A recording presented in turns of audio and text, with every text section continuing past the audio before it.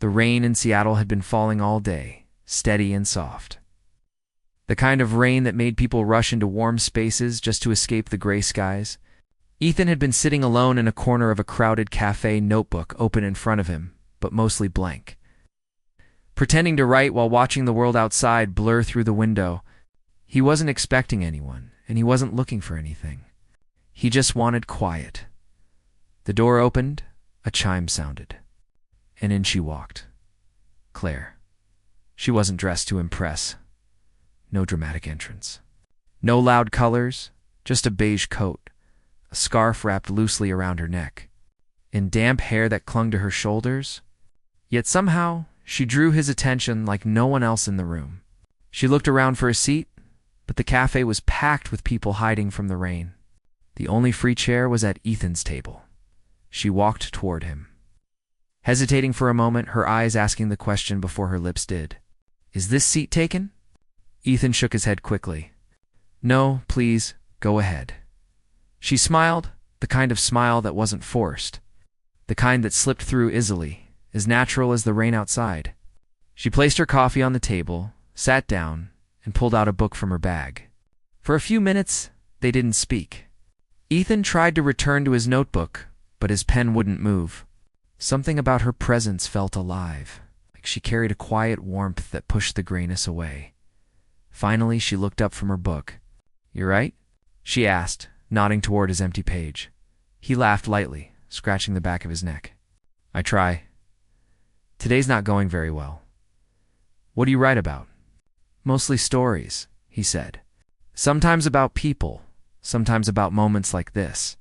Her brow lifted, playful. "Like this."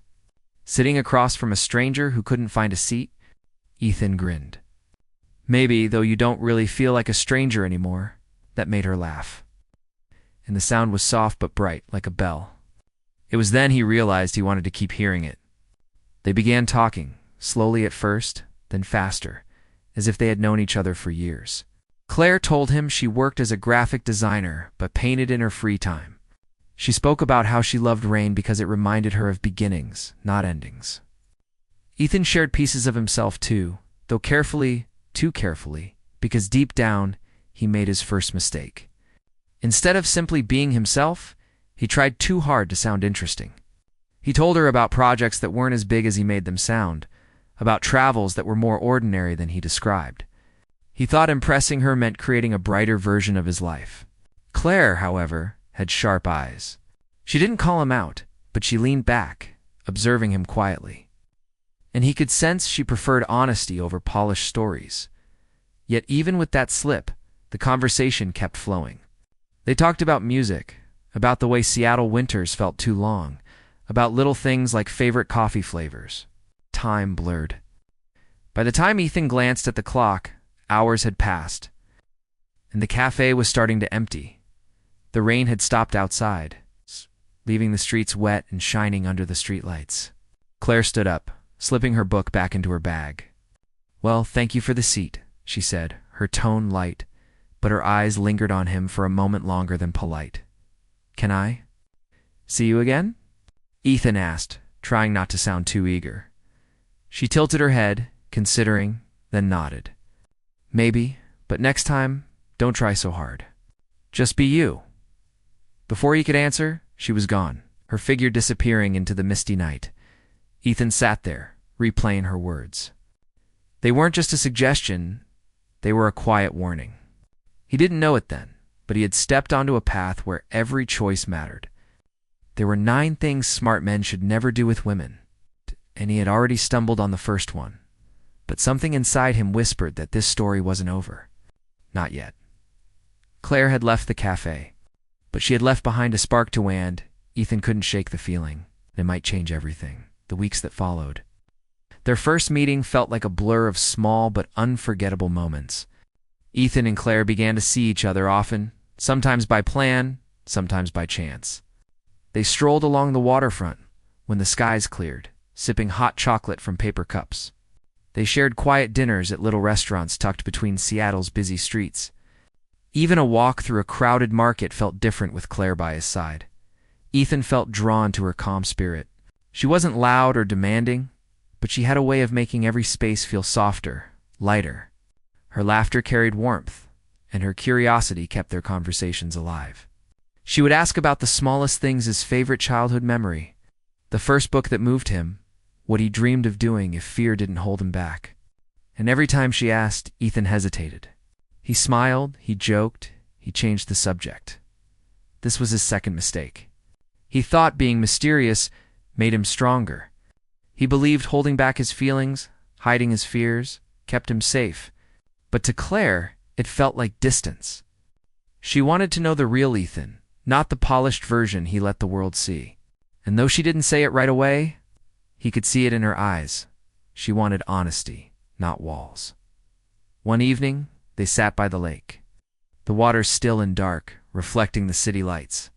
Claire told him about her past heartbreak, how she once trusted someone who promised forever but left when life grew difficult. Her voice trembled slightly, though she tried to hide it. Ethan listened, his chest tight, but when she asked about his own fears, he laughed it off. "I don't really think about that stuff," he said, staring at the water. She gave him a small smile, but it didn't reach her eyes. That smile stayed with him long after he dropped her home. The third mistake came quietly. Claire often talked about her love for painting. She described how colors helped her express what words couldn't, how each brushstroke was a piece of her heart. Ethan listened, but he didn't hold on to the details. One afternoon, she invited him to see her small collection. She showed him a canvas filled with blues and golds, saying, "This is what I painted the night I met you." The rain felt like music that day. Ethan nodded politely. But when she asked what he thought, he mumbled something vague, distracted by his phone buzzing on the table. Her smile dimmed. It wasn't anger, just disappointment, like a light fading slowly. Days passed. Though their moments together were still sweet, a quiet gap began to grow. Claire still called, still laughed, still shared her world, but Ethan could feel something shifting. She was watching him more closely, as if trying to see whether he would open the door to his real self. Then came the night everything grew heavier. Claire showed up at his porch with a sketchbook in her hands. She didn't look angry, just tired, as if carrying a weight. She sat beside him on the steps, the cool autumn air wrapping around them. Without a word, she placed the sketchbook in his lap. Inside were drawings of moments they had shared, the coffee shop where they met, the lake where they sat in silence, even his notebook from that first day. The pages still blank. "I draw what matters," she whispered. "And Ethan, sometimes I feel like I'm giving you all of me, but you're holding back. It's like you're here, but not fully." Her voice cracked at the edges, soft but firm. Ethan stared at the sketches, his chest heavy. He wanted to tell her everything about his fears of being hurt, about how much he liked her, about how he wasn't sure if he was enough. But the words stuck in his throat. He looked at her, at the way her hands trembled slightly as she pulled her coat tighter. "Claire." He began, but the rest never came. She stood up, brushing the dust from her jeans, her eyes lingering on him one last time. "I don't need perfect, Ethan. I just need real." Then she walked down the steps, the sound of her boots fading into the night. Ethan sat there, the sketchbook still open in his lap, filled with colors he had failed to see. The rain began again, soft and steady, and for the first time, Ethan felt the weight of silence pressing in. He had thought mystery would keep him safe, but instead it was building a wall between them. And as he closed the sketchbook, he wondered if it was already too late to break it down. Ethan didn't sleep the night Claire left his porch. He sat with her sketchbook open on his lap, turning the pages again and again. Each drawing was a piece of her heart, and each one reminded him of how much she had been willing to share. He realized how little he had given in return. She wanted honesty, tenderness, and presence. But he had hidden behind silence and pride. The next morning, Ethan stared at his reflection in the bathroom mirror, asking himself if he was really ready for love. For years, he had convinced himself that love was effortless, that if two people laughed together, the rest would fall into place.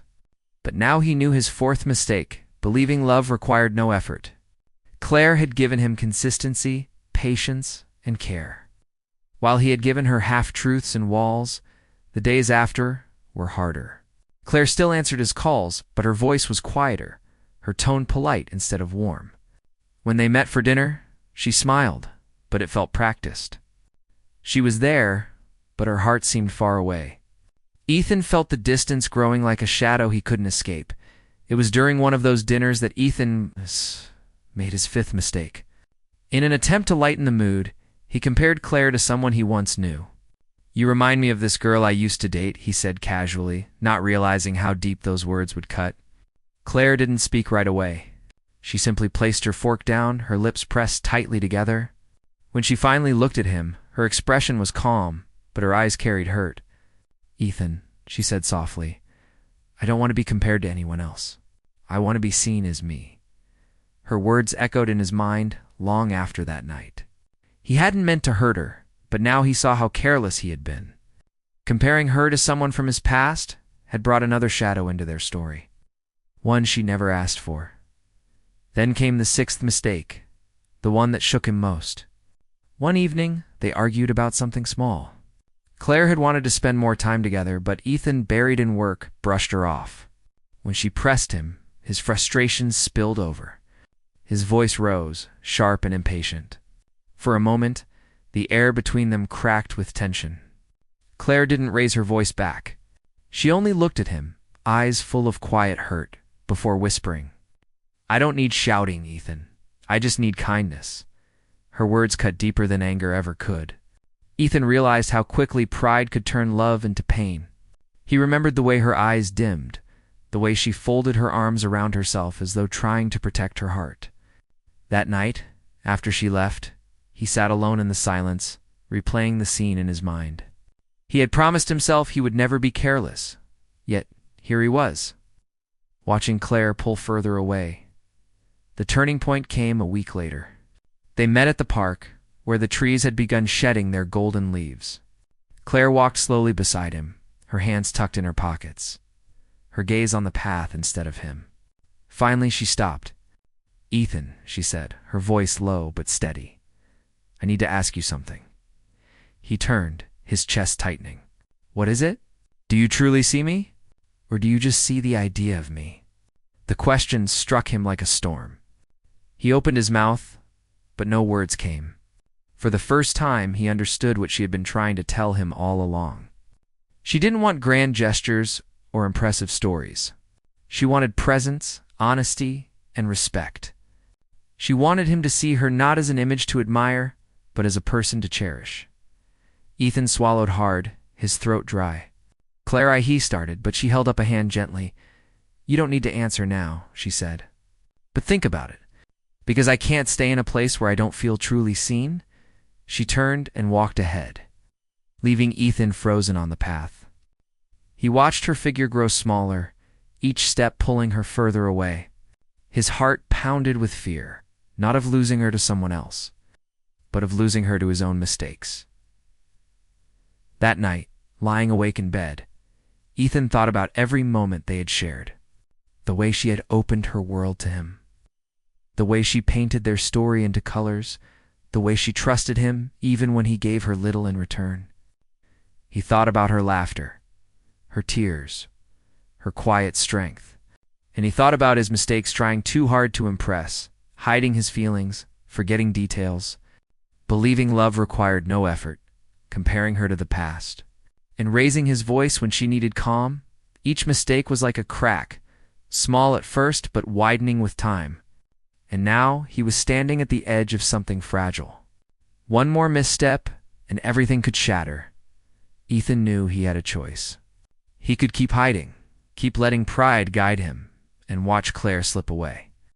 Or he could face himself, change, and show her that she truly mattered. For the first time, Ethan felt fear not of love itself, but of a life without it. He realized that if he wanted to keep Claire, he couldn't just admire her. He had to fight for her with tenderness, with consistency, with truth. But deep down, a question haunted him. Was it already too late? The December air in Seattle was sharp and cold, carrying with it a sense of endings and beginnings. Ethan walked the city streets with his hands deep in his pockets, his mind replaying every moment with Claire. He knew he had made mistakes, each one pushing her further away.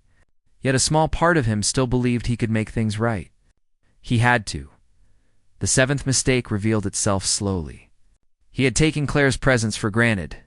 She had always been there, answering his calls, meeting him for coffee, showing up with her quiet smile. He assumed she would never leave, that her patience would stretch forever. But then one evening she canceled their plans, saying she needed time for herself. It was the first time she had pulled away, and Ethan felt the emptiness immediately. He realized love could not be assumed, it had to be valued every single day. The following week, they met again. Claire's eyes were gentle, but tired, as though carrying something unspoken. She talked about her dream of opening an art studio, a place where people could come and paint freely, a space filled with light and color. Ethan listened, but his silence betrayed him. He nodded politely, saying, "That sounds nice," but never encouraged her, never shared in her excitement. That was his eighth mistake, failing to celebrate her dreams. For Claire, those dreams were not small. They were her way of healing, of building a future she could call her own. Ethan's lack of support weighed on her heart more than he knew. She didn't ask for money or promises. She only wanted him to believe in her. But his quiet dismissal left her feeling unseen. Days later, Ethan found himself staring at his phone, realizing something else. He rarely told Claire how much she meant to him. No little notes, no gentle reminders, no simple "I'm thinking of you." He assumed she already knew. But love isn't just about knowing. It's about feeling it, hearing it, being reminded of it. That was his ninth mistake, forgetting to express love in simple ways.